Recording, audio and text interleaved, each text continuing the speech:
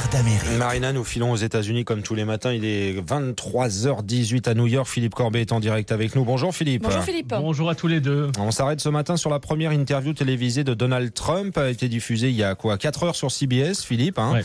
Vous nous avez déjà fait écouter des extraits ce week-end sur RTL. Ce qui vous frappe ce matin, c'est que le nouveau président met déjà de l'eau dans son vin.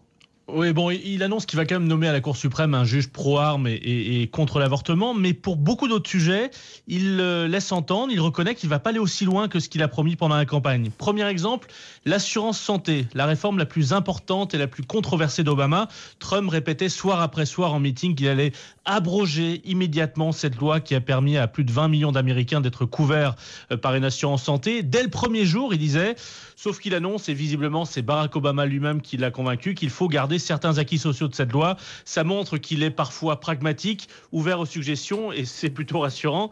Autre exemple, l'immigration, il annonce qu'il va expulser 2 à 3 millions de sans-papiers. C'est beaucoup ça, Philippe, 3 millions de sans-papiers expulsés, non ? Ouais, mais il avait promis d'expulser immédiatement les 11 millions de sans-papiers. Il disait même qu'ils étaient beaucoup plus nombreux, 2 à 3 millions de sans-papiers qui vont être expulsés parce qu'ils ont des casiers judiciaires ou qu'ils sont condamnés pour délinquance.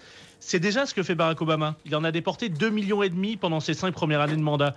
J'en ai rencontré ces dernières semaines au Mexique, un homme expulsé après un simple contrôle routier, après avoir passé près de 20 ans de sa vie aux États-Unis. Il avait eu des enfants, etc.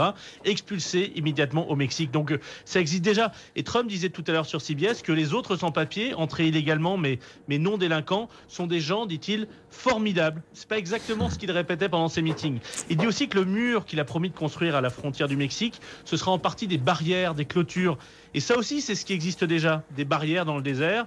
Et puis, à certains endroits plus sensibles, un mur. Alors, il va probablement le prolonger. Hein. Il y aura davantage de portions de mur, mais c'est pas exactement ce qu'il a répété pendant la campagne. On pourrait citer plein d'autres exemples. Il avait promis de nommer un procureur spécial pour poursuivre Clinton, l'a jeté en prison. Ce soir sur CBS, il a botté en touche. Ce n'est pas sa priorité. Expliquez-nous, Philippe, pourquoi est-ce que Donald Trump revient aussi sur certaines de ses promesses et surtout aussi vite ? Oui, parce qu'elles étaient tout simplement irréalistes. Hein. Il en était bien conscient lui-même et qu'en fait, pendant sa campagne, ça lui servait à galvaniser les foules, mais il savait pertinemment qu'il ne mettrait jamais en place une politique aussi radicale.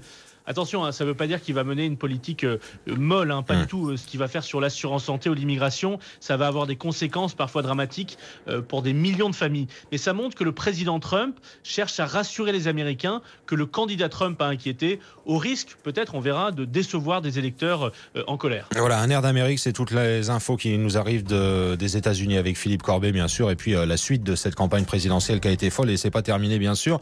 Philippe qui vous met toutes les infos sur notre site, évidemment, un air d'Amérique. C'est rtl.fr.